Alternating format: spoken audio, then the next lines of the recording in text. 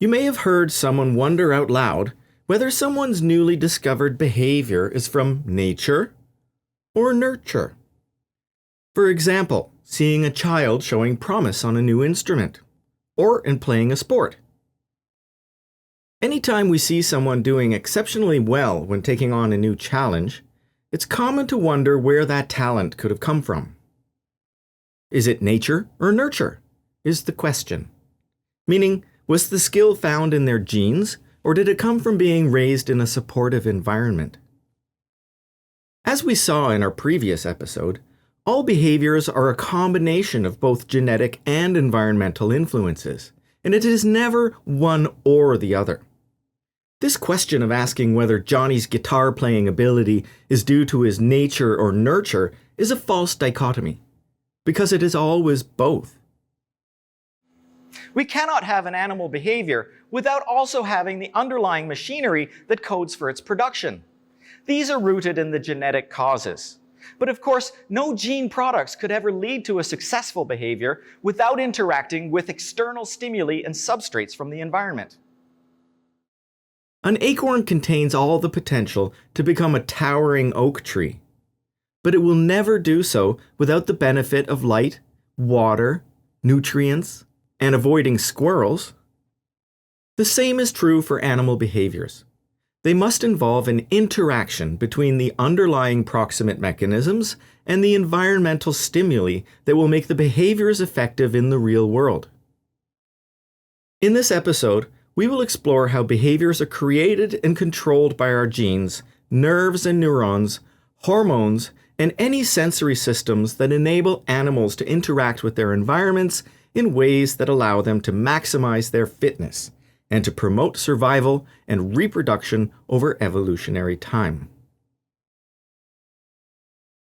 Because different behaviors can be impacted upon at any of these aforementioned proximate levels, we see that even relatively simple animals can perform reasonably complex behaviors when the different proximate factors kick in, as they interact with the different stimuli from the environment. Honeybees are insects, and as such, they're often considered to be simple, basic animals that go through life thoughtlessly reacting to the world around them. However, these little worker bees are capable of fulfilling a rich behavioral repertoire throughout their lives, even specializing in some behaviors at certain points in their life before moving on to different roles. Early on in a worker bee's existence, they are housebound in the hive and perform a series of behaviors related to housekeeping and nursing, like cleaning the brood cells and feeding their larvae siblings. As the number of workers in the hive grows, the chemical profile of the colony changes as a result, and this causes a genetic shift in some of those older worker bees. Provoked by the change in their chemical environment, the genes in those workers that are responsible for the nursing behaviors switch off and other genes switch on instead. This second suite of genes has the effect of changing the behavior in the older nursing bees to become foraging bees and to leave the hive in search of nectar and pollen to feed their growing colony family. What seemed like complex behavior switching at first glance is controlled largely by simple gene-environment interactions that have evolved in such a way that they make the individual bees behave adaptively in the interest of their greater family needs. Although these bees are performing an impressive range of complex behaviors, much of the control came directly from the genes involved and did not require much development time or learning for them to be performed effectively. In many higher animals, behaviors may also involve a process of learning, which also has the effect of allowing behaviors to be adaptable and flexible to different situations that may arise. In many bird species, the ability to know what kind of bird they are is learned at a very early age through a process of imprinting, where they associate themselves as being like the first animals they learn to know in life.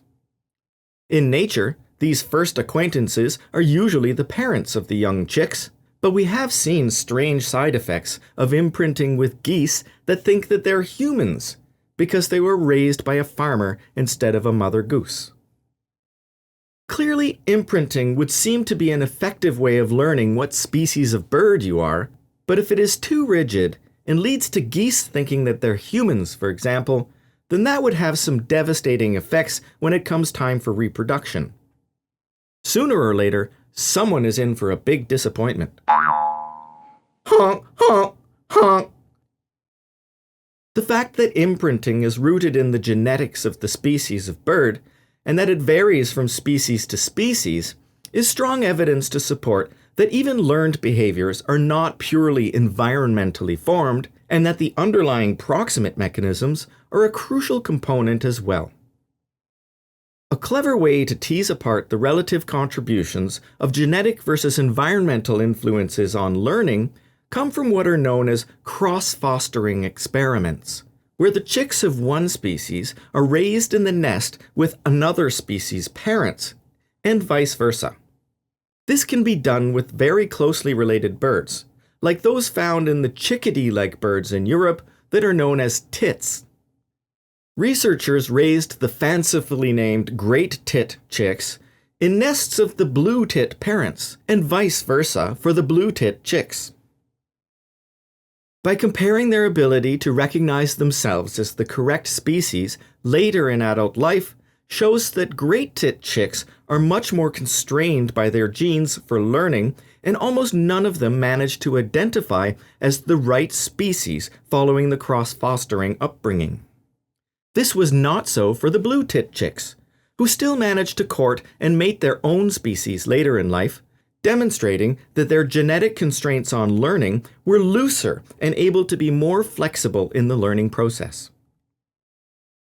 Although learning is in part under genetic control, it does represent a way for greater environmental influence to bear on the development of a behavior.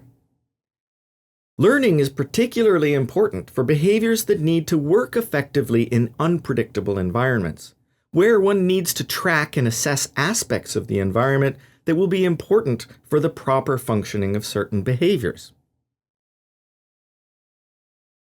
The species differences in learning abilities for imprinting are not the only ways that birds may differ in their abilities to learn. Many birds stash food in caches and need to remember the locations of hundreds of food sites in the ground or in tree cavities.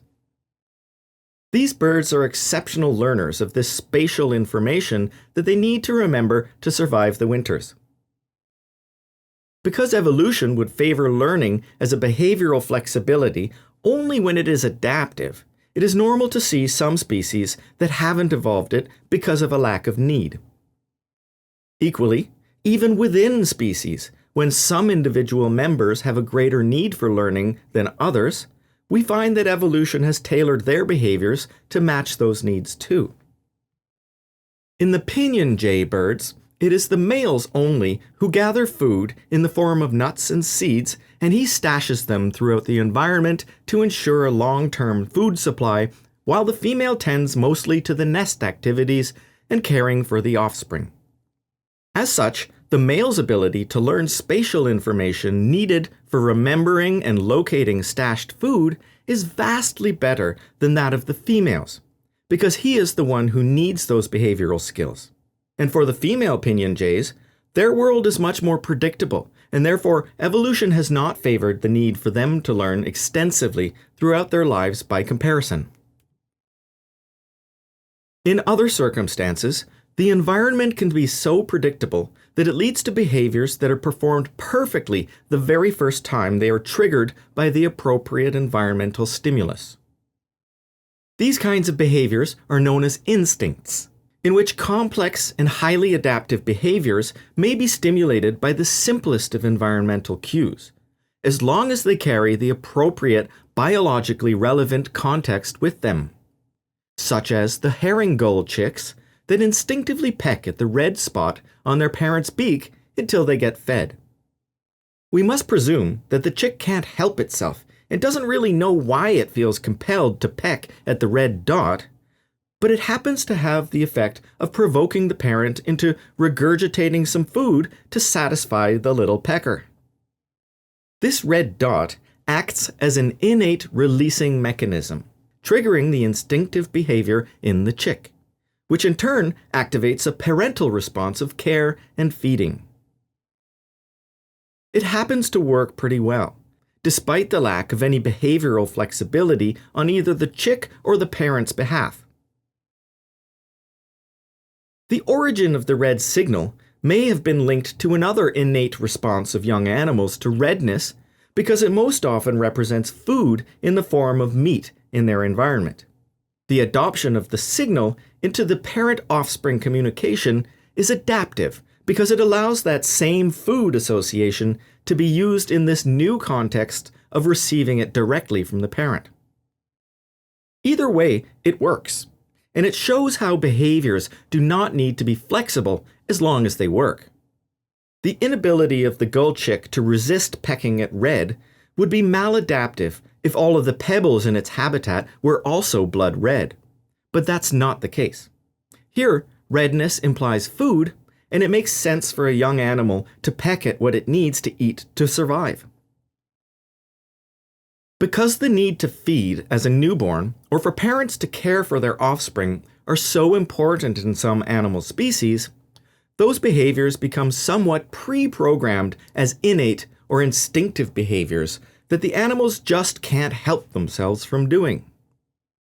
In most cases, it ensures the survival of the individual, and evolution has strongly favored the retention of these crucial behaviors in some animals. However, behaviors that lack flexibility cannot adjust those instinctive behaviors when contexts change or even manipulated by others. This last fact is fully exploited by code breakers, or organisms that use other animals' innate behaviors against them, much to the benefit of the code breaker species themselves.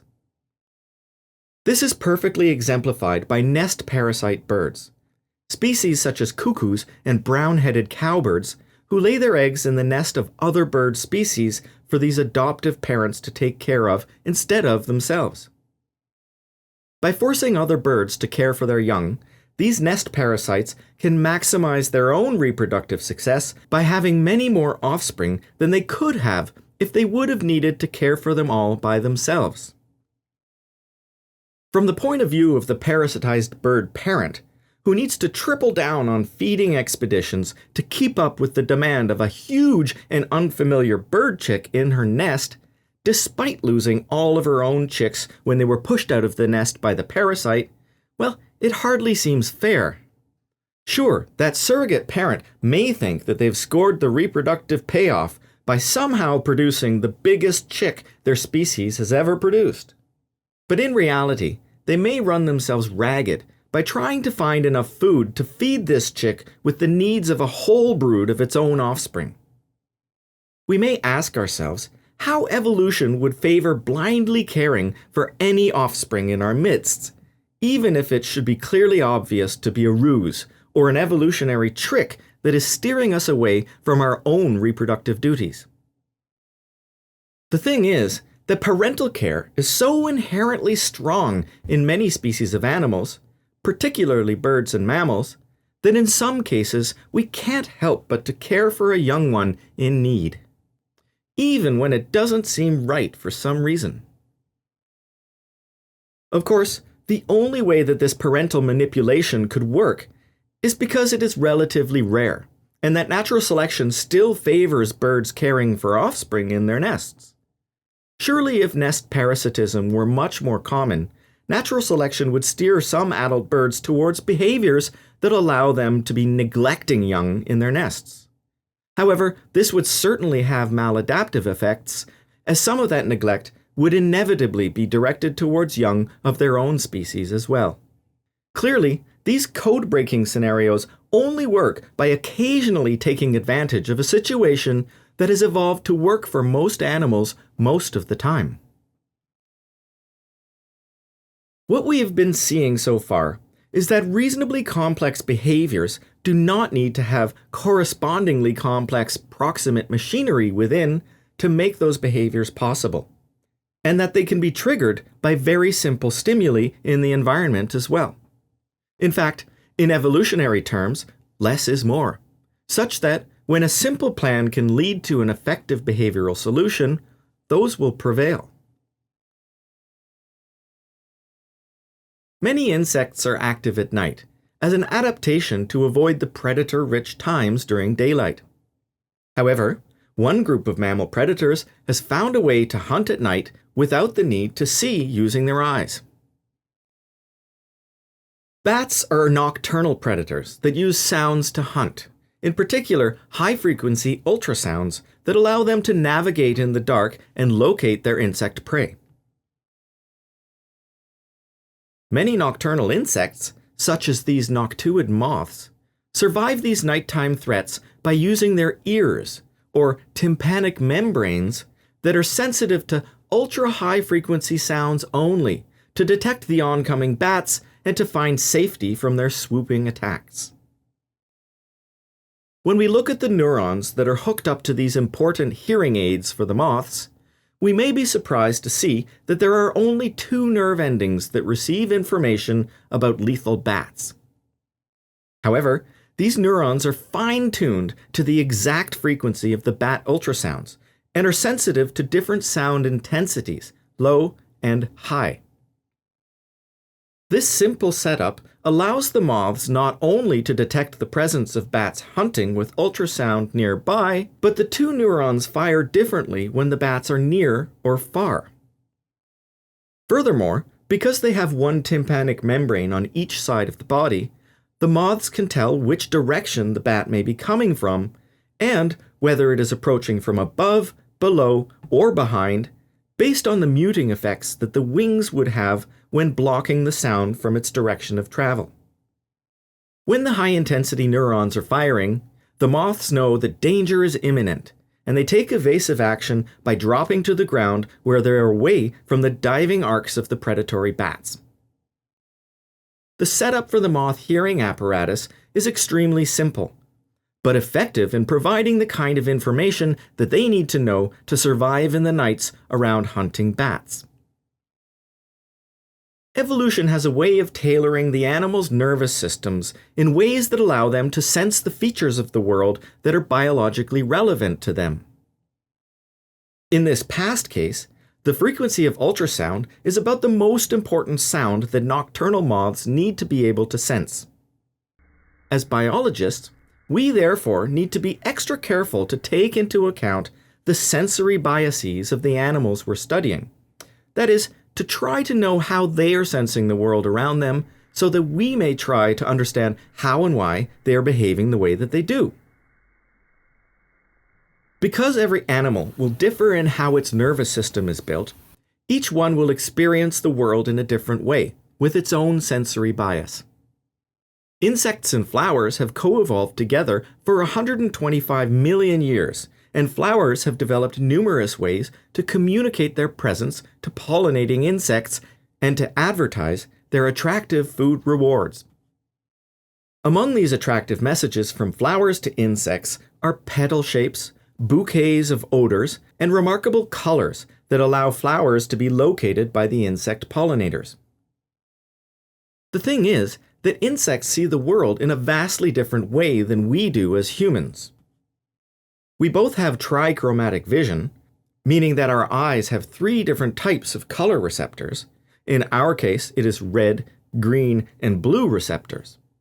Insects are also trichromatic in their vision, but with green, blue, and ultraviolet receptors. This means that insects can see reflective patterns in UV when we can't. And flowers have taken advantage of this sense by sending them colorful messages that are only visible in the UV spectrum, one that the insects use as part of their regular sensory detection apparatus.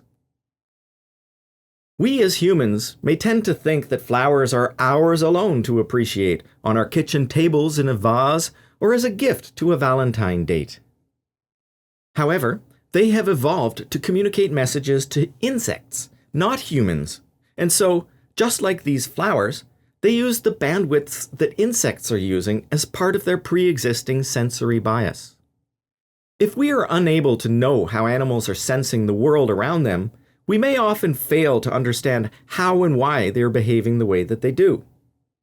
Many animals, from fish to birds and reptiles, can see in the UV spectrum and make important behavioral decisions based on information in this sensory realm, such as mate evaluation, for example. We must attempt to see the world as animals do in order to make sense of their behaviors. There's an expression, making a beeline for a destination, which implies a quick and direct route. It's named after bees for a good reason, because many hundreds of workers leave the nest each day and meander about finding flowers to feed in, but once they need to get back to the hive, they seem capable of going directly over unknown terrain, always knowing where they are heading. How do animals navigate the world and cover ground for the first time as if they've got Google Maps built into their sensory system? Their nervous systems must be tuned to some aspects of the physical environment around them that allows them to travel around without getting lost. It turns out that there are many environmental cues that can be used by animals to read the geography of their habitats and to allow them to get their bearings. One such cue that is reliable as clockwork is the daily movement of the sun across the sky. Many animals that travel over great distances during the day are suspected of using the sun as a marker in the sky to let them know where they're going. However, the catch here is that the sun is also moving through the skyscape, and any animals that are navigating with the sun would also have to keep track of the time of day. It turns out that they do. At least, it has been shown to be the case with homing pigeons. Researchers bred pigeons under two different light regimes. One normal one, like the regular timing of day and night cycles. The other group was raised under a phase shift in the photoperiod, in which their sunrise and sunset were offset by 6 hours from normal. The two groups of birds were taken to a location away from the roost and released to see how they managed to navigate their way back home.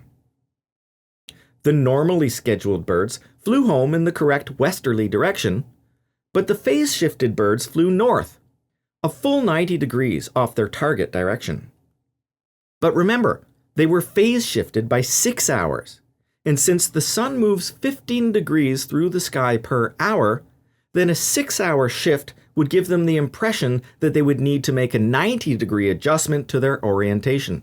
And they did, confirming that they're using the sun to navigate and tracking time too, so that they can adjust their direction as the sun moves through the sky. The sun is an obvious and reliable cue from the environment that can be used by animals to track both space and time. But what about those animals that travel at night? The sun is not available at that time to help navigate, so they must use different cues. Some green sea turtles will swim thousands of kilometers at night, from their feeding grounds off the east coast of Brazil to their breeding grounds at Ascension Island in the middle of the South Atlantic Ocean, some 2,000 kilometers away. How are they capable of achieving such specific navigation at night? In other words, what environmental cues are they using as a map? They can't rely on the sun, and there's no oceanic currents that run continuously across their travel axis. These nocturnally navigating animals do so by following the magnetic lines that cover our planet. We know this now through the use of phase-shifting experiments again. When green sea turtles are raised in captivity in tanks, they still exhibit the migratory behavior associated with traveling between the feeding and breeding grounds, but they just do it by swimming in the direction of their destination inside their tanks. When we wrap electromagnetic coils around the turtle tanks, it allows researchers to change their perceived location on Earth when they send a current through them. When the turtles are tricked into thinking that they're either to the north or south of their actual location, it predictably changes the direction that they swim to where they perceive their destination to be. This shows that the sea turtles are tapping into the Earth's electromagnetic surface map to satisfy their navigation needs across thousands of kilometers of ocean at night. Again, we have seen that animals will track environmental cues that are of relevance to their own biological needs. Although it is important for animals to respond to stimuli from the environment, not all behaviors are adaptive to perform at all times, and in many instances, animals will have to switch between one behavior and another as competing stimuli are encountered. For example, the green sea turtles that are navigating at night using the Earth's electromagnetic waves will undoubtedly switch from their unidirectional travel if they come face to face with a predatory shark. At that point, it would make sense to change to an evasive behavior, which then becomes the priority so that they may live to see their breeding grounds again someday. So most animal behaviors are not just governed by on-off switches, and there's often a range of behaviors that animals may undertake at different times in different contexts. As such, we note that there are some times and places where and when certain behaviors should take place, and others where and when they shouldn't. Female teleogrylis crickets hide under leaves during the day and emerge to feed at night only, when it's safer with fewer predators around. For this reason, the male crickets also wait until dusk to start their calling behaviors, in which they're looking to court the females for reproduction at night.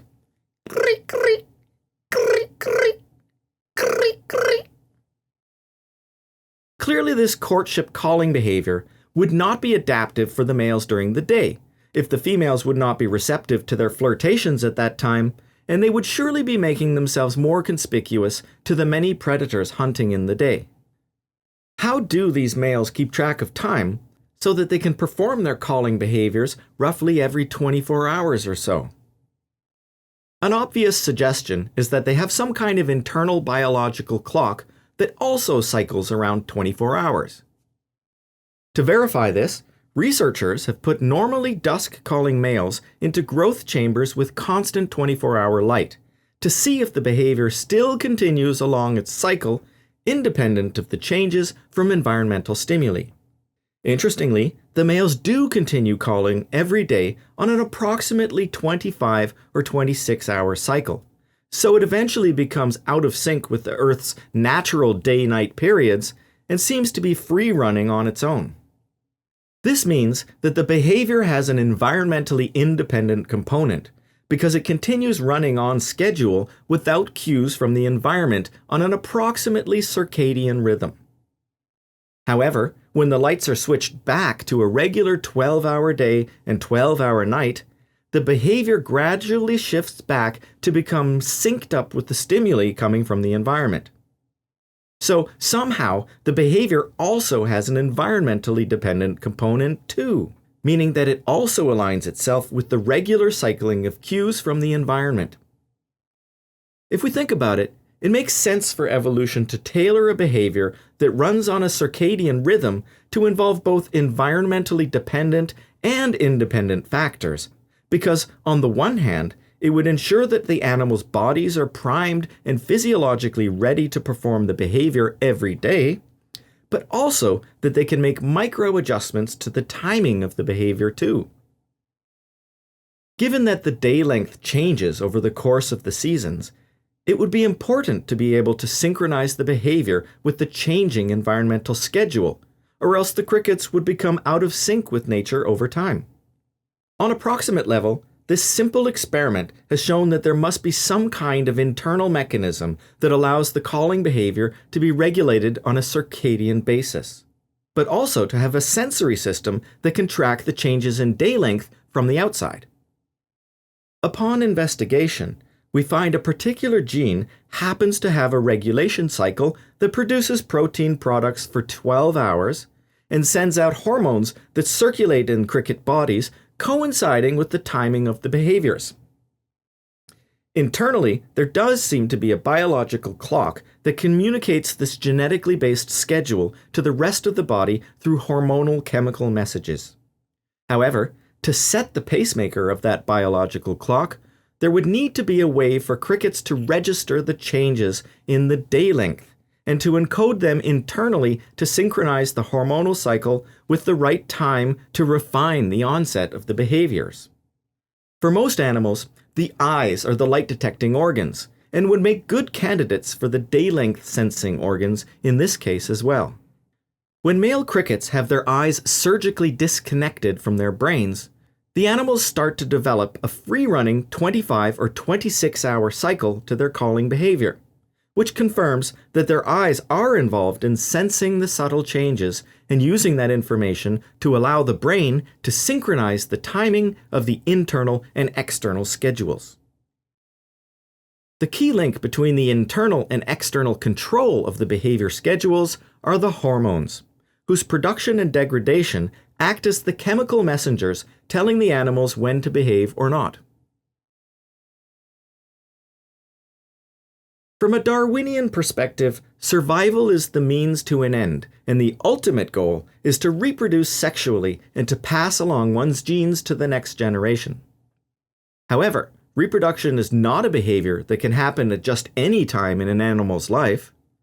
There are many factors that will go into when sexual reproduction can happen, not least of which is that it will be impossible before the animal is sexually mature in the first place. On top of that, there will be environmentally dependent factors that will dictate when it is the best time to reproduce, such as the seasonal cycles, which affect habitat use and resource availability, to name a few.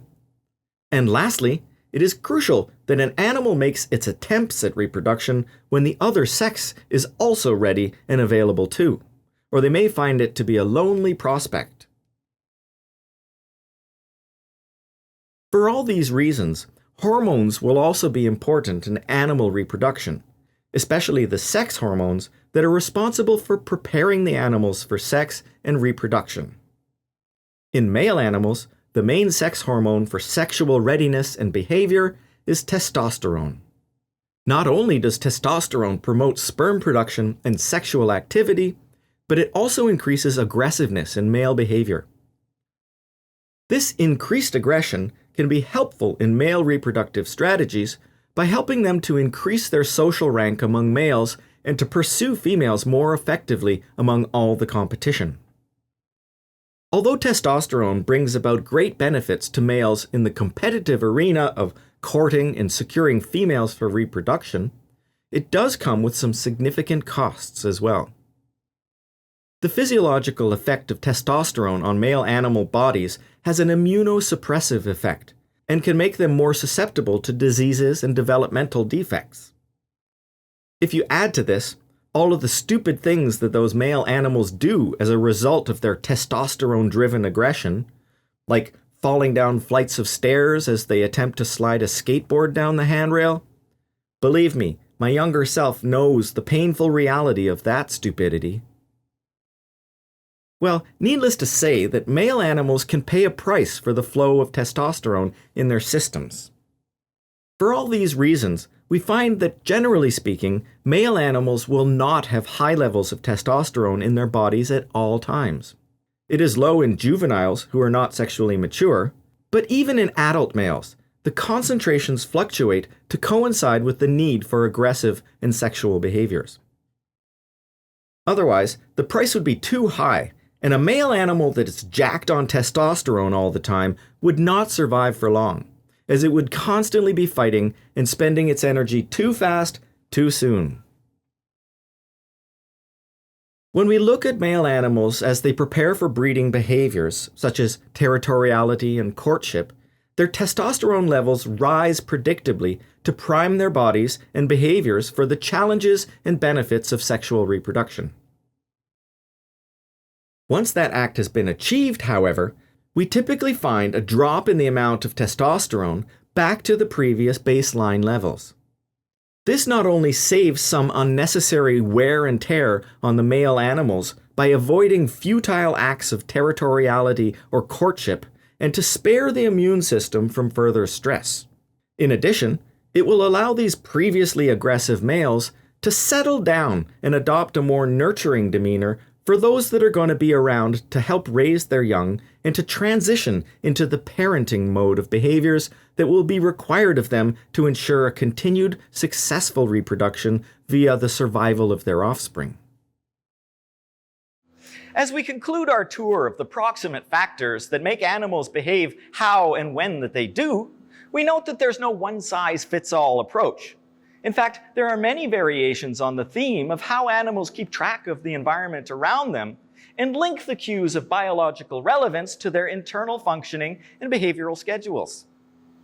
Because no two animals are built in exactly the same way, we need to consider the kind of sensory information that they're using to interpret the world around them. And knowing this allows us to have a key that will unlock a door to their perception and to help us understand their behaviors a little bit better in the process.